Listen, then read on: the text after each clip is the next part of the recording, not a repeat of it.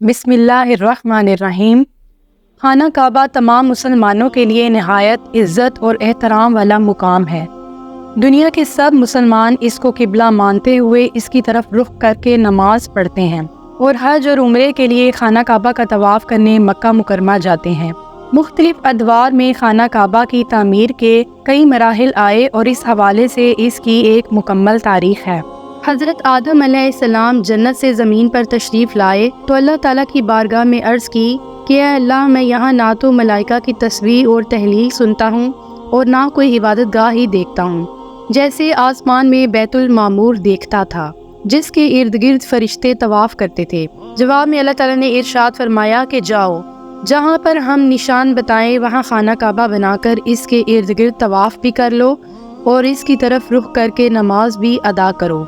हज़रत जिब्राईल अलैहिस्सलाम हज़रत आदम अलैहिस्सलाम की रहबरी के लिए इनके साथ चले और इन्हें वहाँ ले आए जहाँ से ज़मीन बनी थी, यानी जिस जगह पानी पर झाग पैदा हुआ था, और फिर यही झाग फैल कर ज़मीन बनी।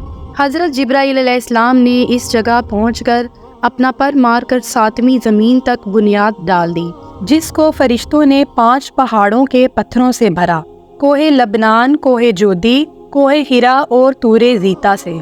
बुनियाद भर कर निशान के लिए चारों तरफ की दीवारें उठा दी।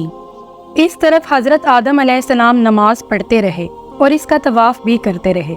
बाज़ रवायात में है कि खुद बैतुल मामूर उतार कर इस बुनियाद पर रख दिया गया तो गोया बुनियाद दुनीवी पत्थरों की रही और अमारत बैतुल मामूर की। तूफ़ान नूह तक काबा इसी हाल में रहा।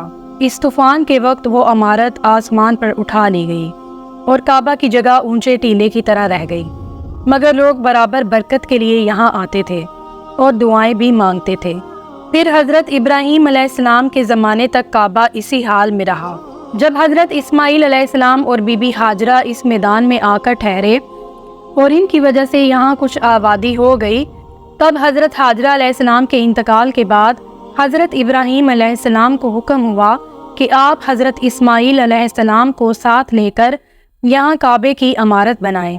अल्लाह ताला ने इसकी निशानी इस तरह से ज़ाहिर फरमाई कि एक बादल का टुकड़ा भेजा गया ताकि इसके साए से काबे की हद मुकर्रर कर ली जाए।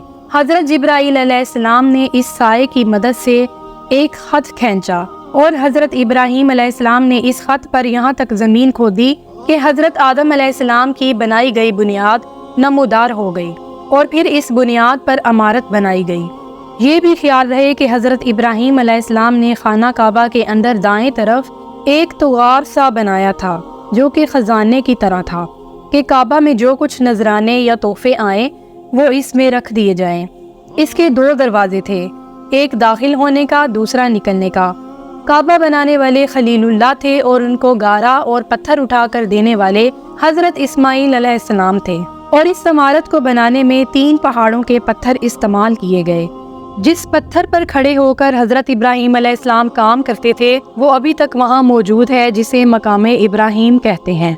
हज़रत इब्राहीम अलैहिस्सलाम से पहले किसी ने यहाँ इमारत ना बनवाई थी, मगर आपके बाद कई मरतबा इसकी तामीर व मुरम्मत हुई। चनांचे एक दफ़ा कबीला इमालिका और जरहम ने इसे बनाया, फिर दोबारा कसई इब्ने कलाब ने इसकी तामीर करवाई, जिसमें छत मकल दरख्त की लकड़ी की बनाई और इस पर तख्तों की बजाय खुरमे की लकड़ी डाली। जब हुजूर अकरम सल्लल्लाहु अलैहि वसल्लम की उम्र शरीफ 25 साल की थी तो फिर कुरैश को इसकी तामीर करनी पड़ी। इसकी वजह ये हुई कि एक औरत वहाँ खुशबू सुलगाती थी। एक बार अचानक इससे शोला उठा और छत जल गई। इससे पहले सैलाब वगैरह से काबा की दीवारें भी फट चुकी थीं। लिहाजा कुरैश के सरदारों ने जमा होकर वलीद इब्ने मुगीरा को अपना अमीर मुकर्रर किया ताकि काबा को मुनहदिम करके दोबारा इसकी तामीर शुरू की जाए, मगर आपस में ये तय पाया कि काबा की तामीर में सिर्फ हलाल माल ही खर्च हो, क्योंकि इस वक्त अक्सर मालदार सूदखोर थे, इसलिए माले हलाल बहुत कम जमा हुआ। इसकी कमी की वजह से उन्होंने इमारत अधूरी छोड़ दी। माल की कमी की वजह से उन्होंने इमारत छोटी कर दी और इसमें कुछ तब्दीलियां भी कर दी।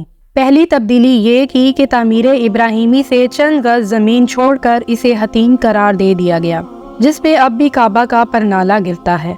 दूसरे ये कि बजाय 2 के एक ही दरवाज़ा रखा और वो भी ज़मीन से इतना ऊंचा کہ جسے چاہیں جانے دیں اور جسے چاہیں نہ جانے دیں۔ تیسرے یہ کہ خانہ کعبہ کے اندر لکڑی کی ستونوں کی 2 صفیں بنائی، ہر صف میں 3 ستون تھے۔ چوتھے یہ کہ اس کی بلندی دگنی کر دی، یعنی پہلے 9 ہاتھ تھی اب 18 ہاتھ۔ پانچویں یہ کہ خانہ کعبہ کے اندر رکن شامی کے قریب ایک زینہ بنایا جس سے چھت پر چڑھ سکے۔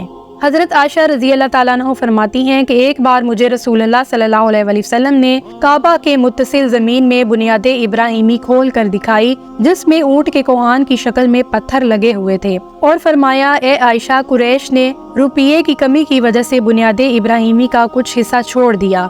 ابھی لوگ نو مسلم ہیں، اگر ان کے بھڑک جانے کا اندیشہ نہ ہوتا تو ہم موجودہ کعبہ کو منہدم کر کے بنیاد ابراہیمی پر مکمل دوبارہ بناتے۔ حضرت عائشہ رضی اللہ تعالیٰ عنہ کی اس روایت کی وجہ سے حضرت عبداللہ بن زبیر رضی اللہ تعالیٰ عنہ نے کعبہ معظمہ کو دوبارہ بنوایا جس کو بنیاد ابراہیمی پر مکمل کیا گیا۔